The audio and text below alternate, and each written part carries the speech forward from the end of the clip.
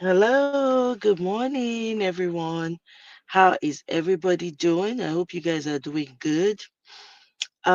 So yes, I got my book. So first announcement, my book has arrived. My book by Dele Farotimi, my copy, the copy of my book. I keep saying my book. Oh boy. Anyway, yeah, I definitely going to be writing some books at some point. But anyway, yeah, Nigeria and its criminal justice system. I finally got my copy. I hope you all have gotten yours. Um thank you, Lillian. I think Lillian sent me a message. Is it Lillian? Yeah, Lillian shared a post that she had gotten her book.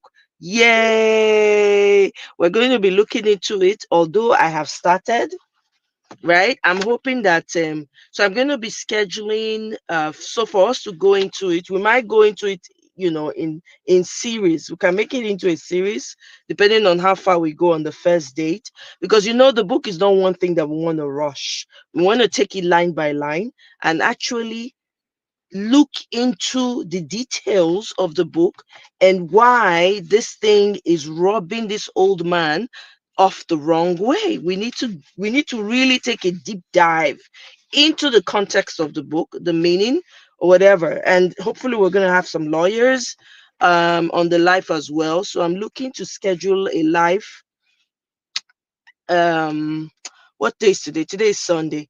So hopefully by Monday evening or mid afternoon we're going to come.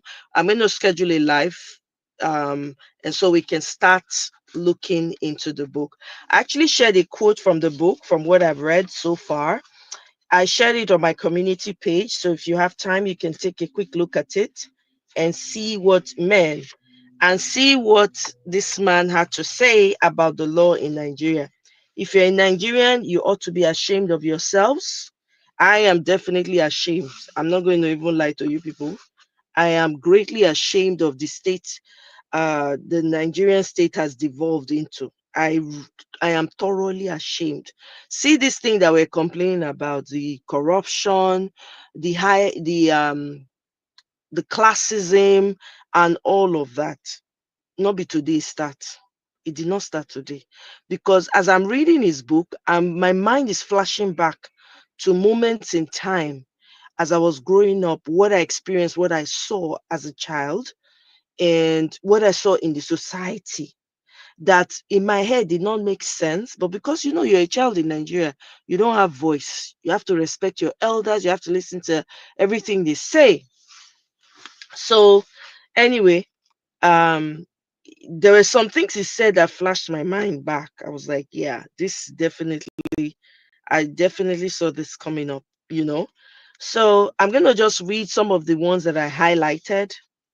It's an introduction, right? I'm gonna um read some of what I've highlighted for you guys. This is just preliminary, oh. So make una not think say the thing don't start now. In case other people come up on this live and then they say, oh my, you started without us. No, that's not the case. I came to announce. Remember, guys, when I said when I buy the book, I will come here and announce that I've gotten the book so we can schedule a date where we're gonna go into it. Um, so the first part that I highlighted was the this is on the preface, Roman numeral 15. That's where it's on. But anyway, it says the Nigerian judiciary is not the hope of the common man, but is in truth completely hopeless and unfit for purpose. Pretty much a mirror of everything in Nigeria. I'm going to read that again. In case you didn't quite get it, I'm going to read it again. This is from the preface, like I said. Hey, Mr. Ferreira, welcome. Good morning. Greetings to you, my brother. He said in the preface on Roman numeral 15, right? The Nigerian judiciary is not the hope of the common man, but is in truth completely hopeless and unfit for purpose. Pretty much a mirror of everything Nigeria. If that's alone does not boggle your mind, I don't know what else will. Are we going to pretend that we don't know that the judiciary is a complete replica of the Nigerian state as we view it? Hmm? Okay. Now, hey, Queen, welcome. Oh, happy Sunday, my sister. Welcome. Good to see you guys. So, this is just preliminary to the real dive. Now, introduction and preface. Preface that they call am. Yeah, preface. Now they give you now. Some of the waiting I don't underline so far. So, he said here in the introduction, some years back, I wrote an essay titled, I Do Not Write for You. I dealt with the issue of writing for a people who have demonstrated an inability to understand the concept of public accountability. Oh, Nigeria of phone. You don't tell. Let me tell you what we are seeing playing out in Nigeria. You don't say. I just remember now growing up. I just remember some things. You don't say, no be now. Nobody, there were not enough voices then. We not get social media. So a lot of things were done in the dark. Yours is coming on Wednesday. Fantastic. Yeah. Okay, we're gonna start on Monday evening. So we're just gonna start casually. So hopefully we're not gonna give away the book for you, but yeah, I mean, it's gonna take us, if we're gonna do it in series, right? So we're gonna start series one on Monday, and we're gonna take it maybe a chapter of the book and delve into it, because I'm just giving you guys the preface and the introduction, so that tomorrow we'll start with the chapter one. Okay. He said, I'm going to take this again. Some years back, I wrote an essay titled, I Do Not Write for You. I dealt in the book, right? He's saying he dealt with the issue of writing for a people who have demonstrated an inability to understand the concept of, of public accountability. I can attest to that, right? We can even attest to it as recently as the 2023 election, where you're talking to people, you're trying to make them understand why a Peter Obi is a much better fit and a needed and necessary leader to take Nigeria out of the quagmire that it's in.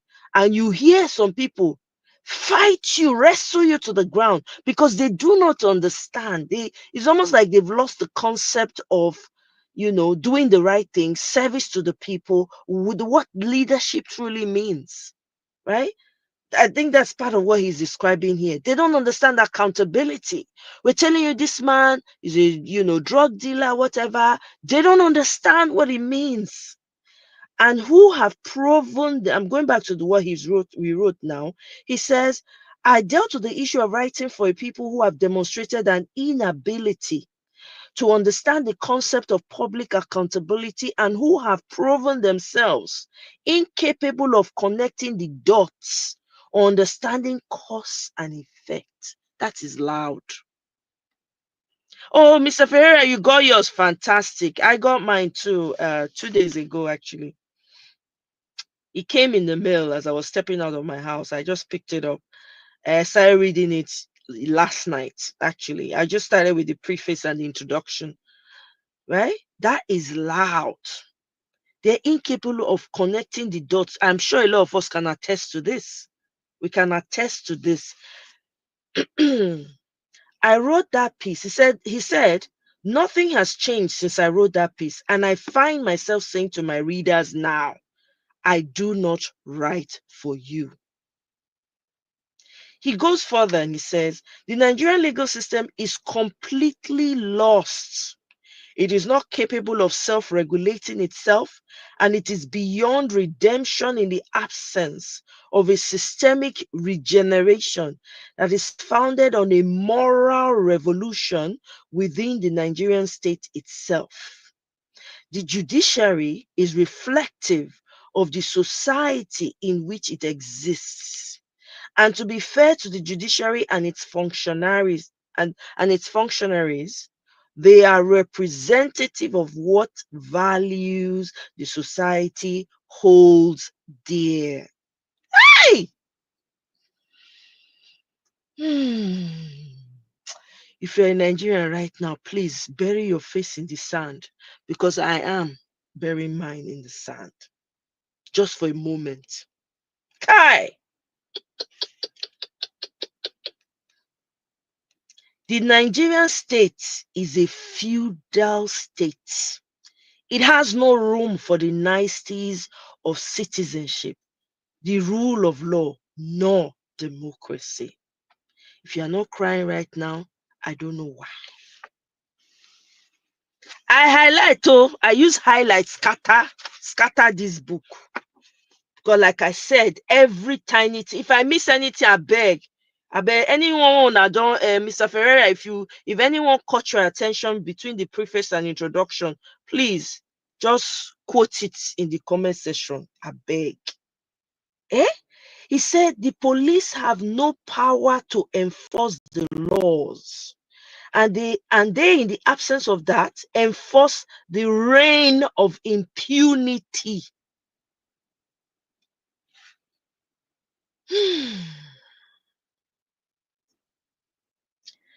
The system of administration of impunity has assured that members of the ruling class are rarely ever held to account for their serial crimes against the victims of their misrule. But the victims are never spared the harshness of the laws, devoid of equity.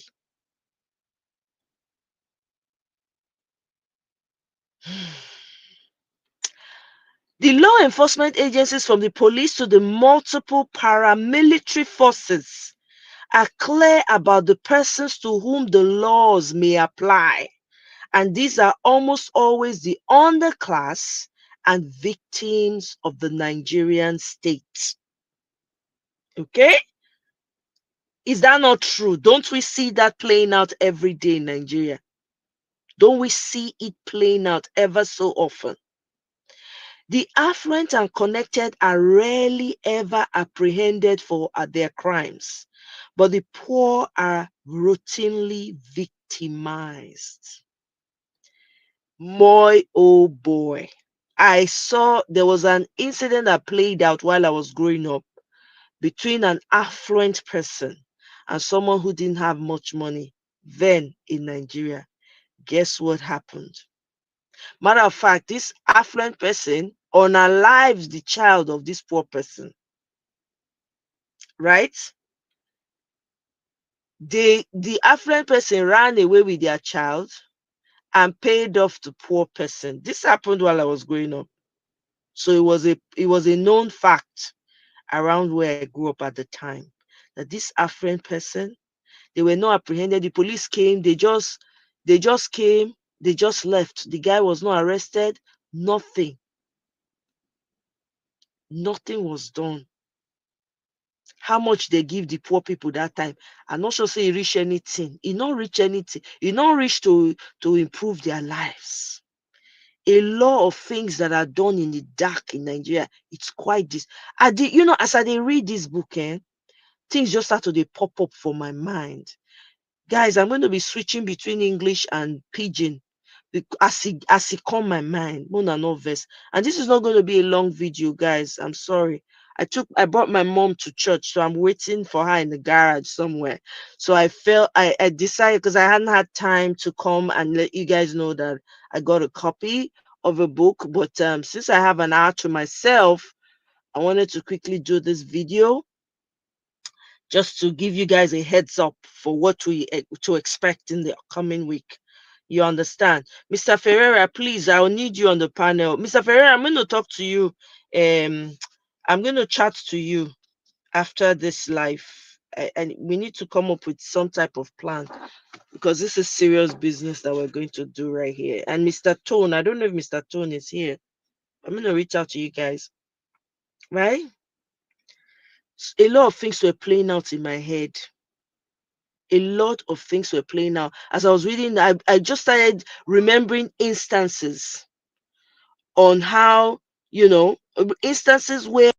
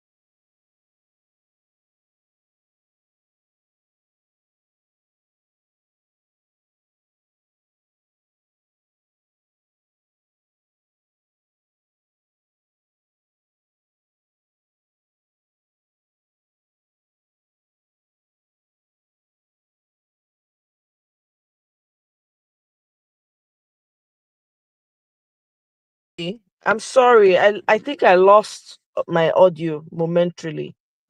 Okay. Mr. Olumide, welcome. I don't know if you heard me. Can you guys hear me?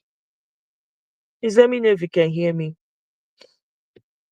When I was growing up, it was very clear the type of privilege those who live in Ikoyi and Victoria Island got compared to those on Lagos Island and mainland. Can you imagine? Can you imagine that? Okay, thank you very much because I lost my audio momentarily there. Eh? Dikachi, welcome.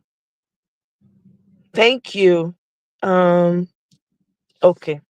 So let me quickly read out the highlights so that I only have 1 hour because my mom will be done in church in 1 hour. So anyway, the other thing I want to note here is in the introduction. Hey God, Salubwa. Oh, Salubwa, whoa, whoa. Mm. When the rich are taken before the courts, it's almost always because of some internecine warfare within the ranks of the privileged, and when this happens, they have demonstrated an uncanny ability to find the capacity to exploit multiple ways of escaping the consequences of their actions. It's crazy. It's crazy. It's crazy. Corruption has become a special class of offenses that is increasingly the exclusive preserve of the rich and powerful. And almost all cases in this class ends with some plea bargain and or the filing of noli prosequis. I think noli prosequis means no prosecution, but let me just check. I want to check if I remember my Latin classes. Let me just check more than no verse. I had checked it. I wanted to make a note, but it skipped my mind. Let me see. Noli prosequis. Prosecute meaning. Okay, means not to wish not to wish to prosecute. That's what it means in Latin. It's a legal term, but it's a Latin phrase, right? hmm It's used in criminal justice system to indicate that a prosecutor or plaintiff has decided to drop the case. Have we not seen that happening? Eh? Have we not seen that happening? Okay. Now, the poor, on the other hand, is never able to catch a break. There are persons in our prisons that have absolutely no business with being there, and it has become the standard fare that justice is for the rich while judgments are often for the poor.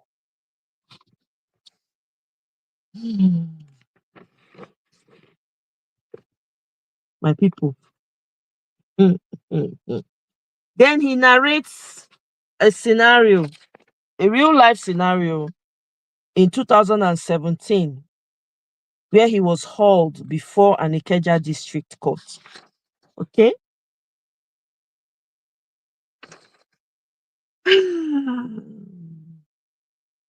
In that same court, the EFCC was prosecuting a young woman and a co-accused. The woman had been apprehended at the British High Commission. She had presented forged documents in pursuit of her visa application, and her co-accused person, an aspiring travel agent, right, was the procurement officer responsible for the forged documents.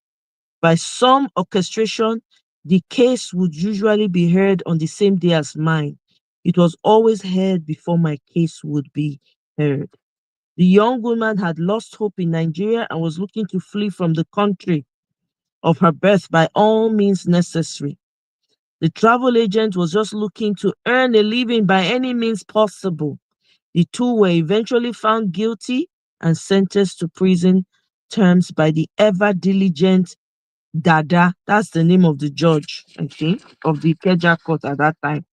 Dada G of the Ikeja division of the Lagos State High Court. Okay. The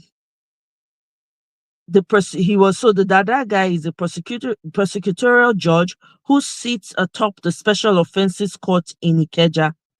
Sentence was imposed in their case the very same day when Kemi Adeosun, the then finance minister, was paying the price for the palace intrigue that saw her leave her office on account of her forging an NYSC exemption certificate. Same crime, different outcomes. The Nigerian judiciary has no justice to dispense and has evolved to become a part of the putrefaction that has overtaken the land. I do not write this book for you, but I write to inform the coming generations that not all of us are complicit in the mess that has been made of our country, for which we are all paying a hefty price. With that, I close the preface and introduction. If you have not read it, when yours comes, please do so to read. Do well to read it. We're going to start with chapter 1. The truth dies in darkness. Okay? So please try and read chapter 1. If possible, let's add chapter 2 to it. But I think it's a short chapter.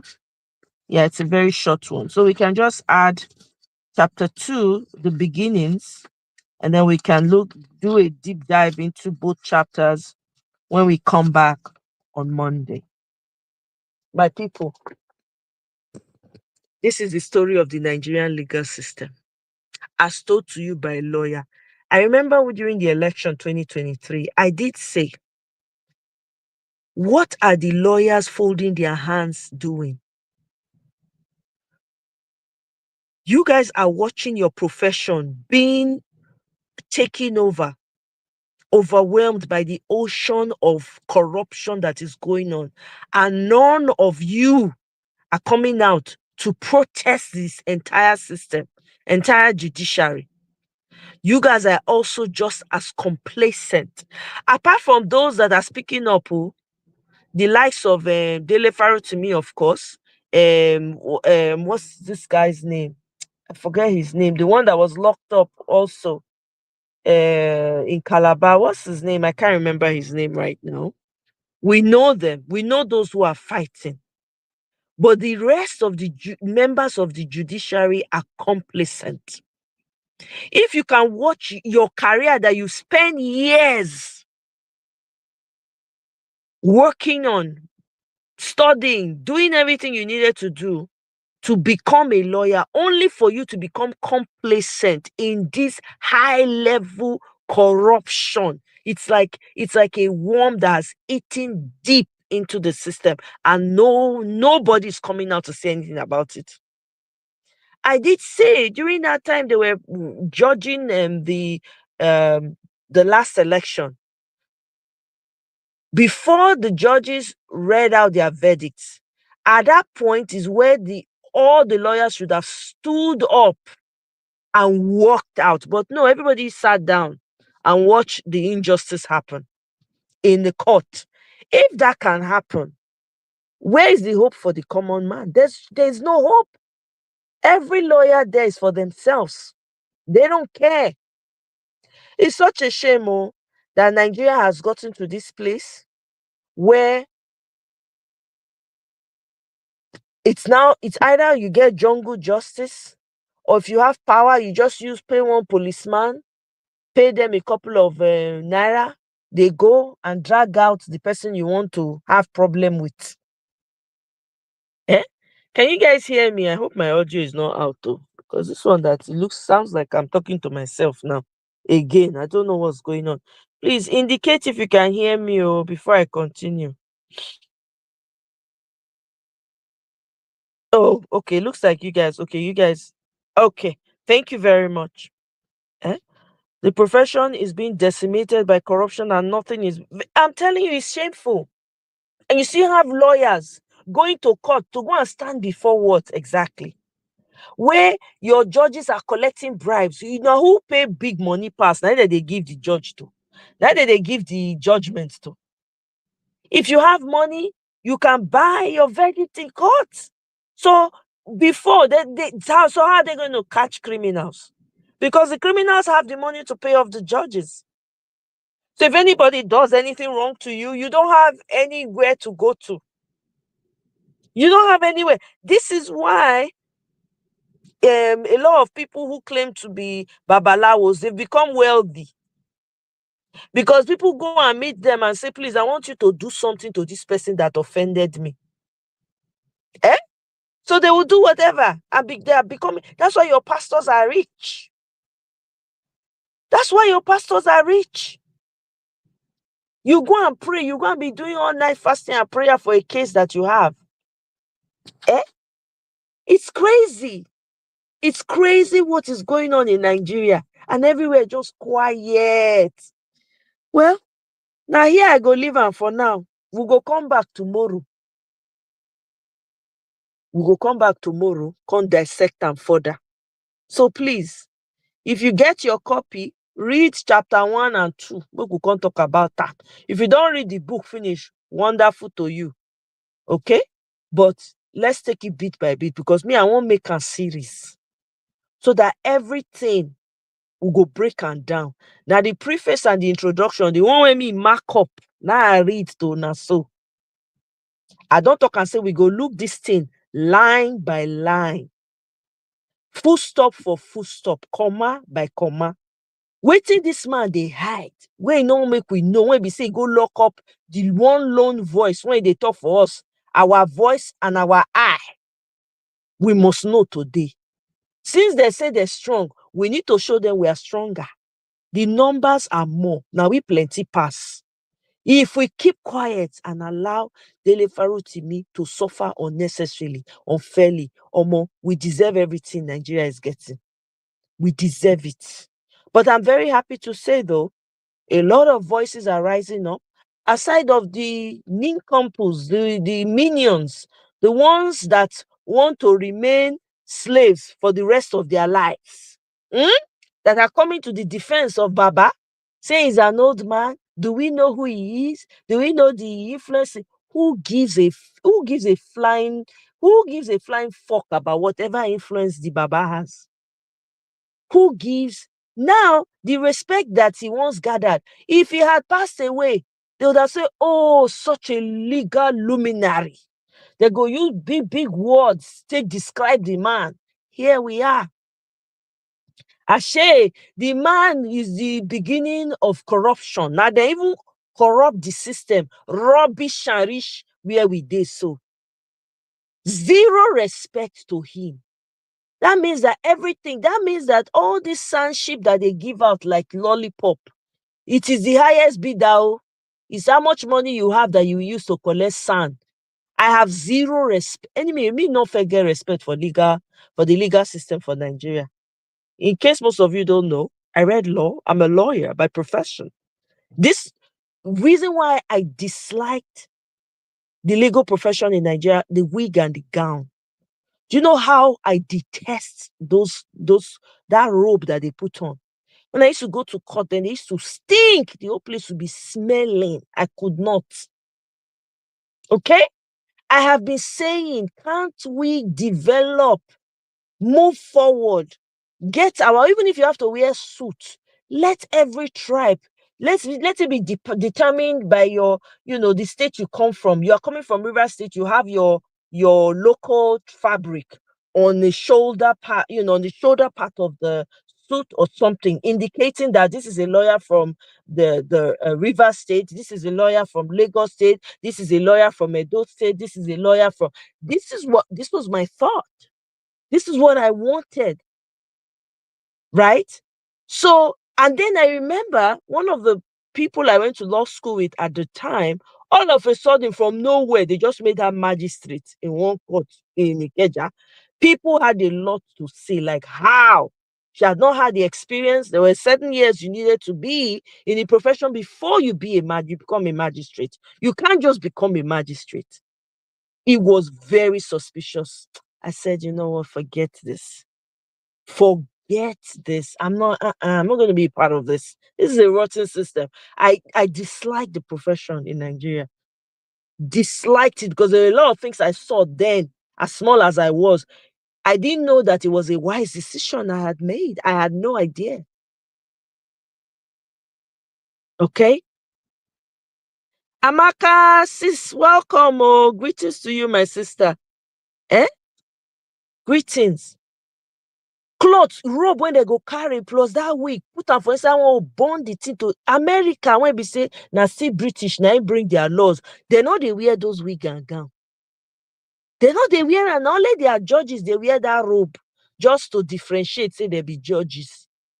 Eh? Nigeria, no. I remember when this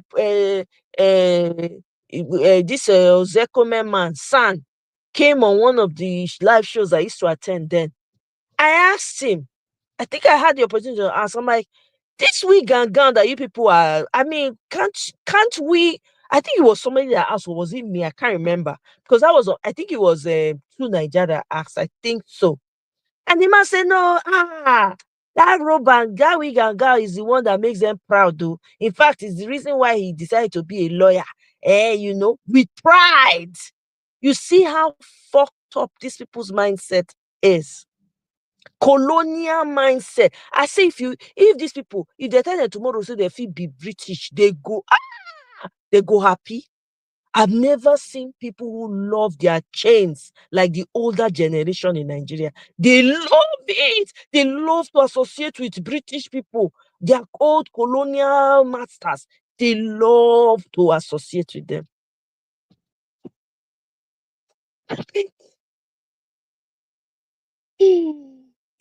Quinty, thank you, my sister. I don't know it. Now the one person fit do be this. Come we not feel you keep quiet. Eh? Dele Farotimi be say the man go talk about everybody problem. They say, oh, they even look himself like whether I'm from one region or the other. The man, that's one of the few most detribalized Nigerian from the West that I know. I'm telling you, one of the very few that we know that's detribalized from the West. He says it as it is. They mince words. That's somebody who stands for the truth, regardless. We can't keep quiet. Because if we keep quiet, as in book they say, and even if he did there, mind go they sweet time. Even if he did there, he go no say yes.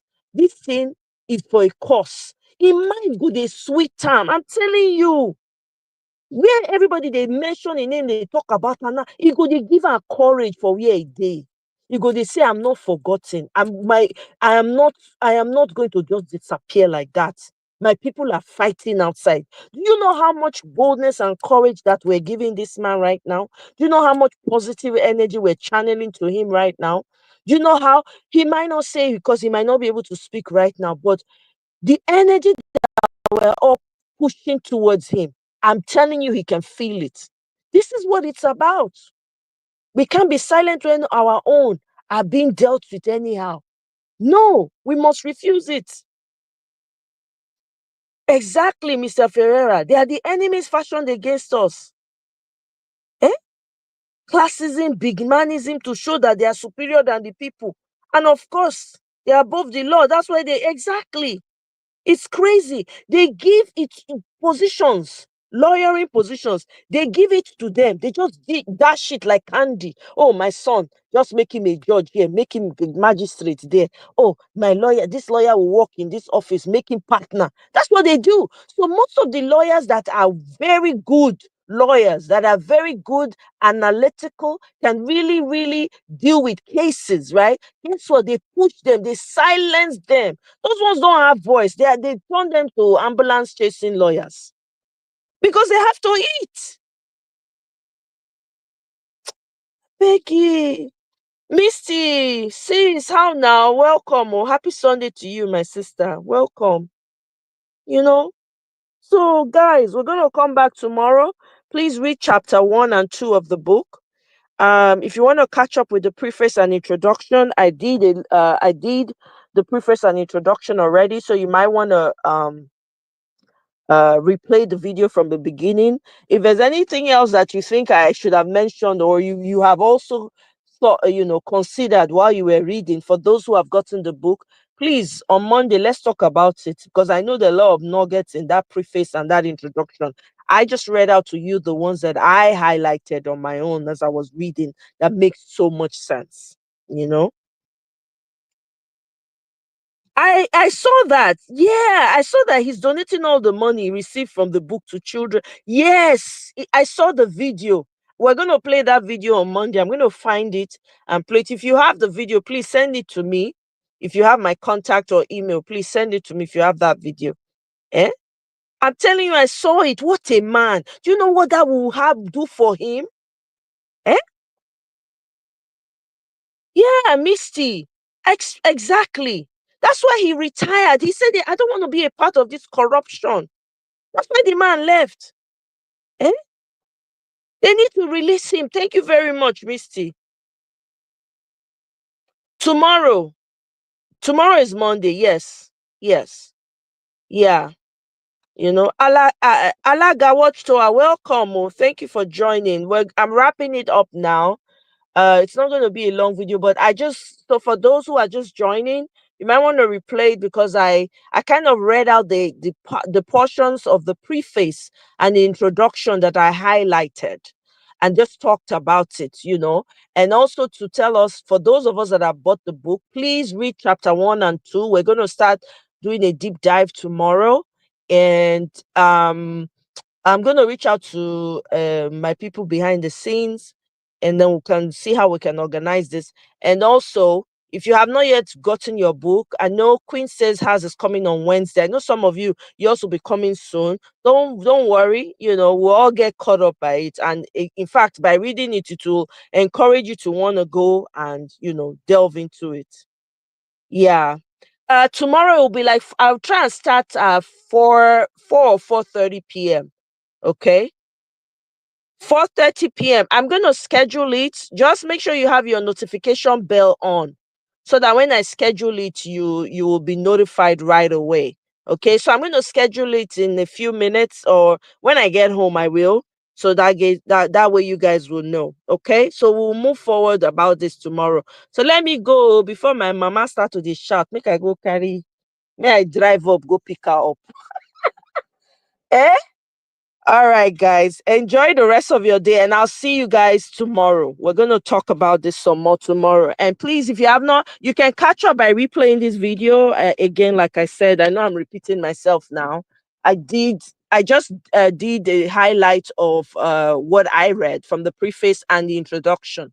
Okay. So if there's anything that you think that we should also talk about from those portions, let me know as well. All right? All right, guys. I'll see you tomorrow. Thank you. Bye.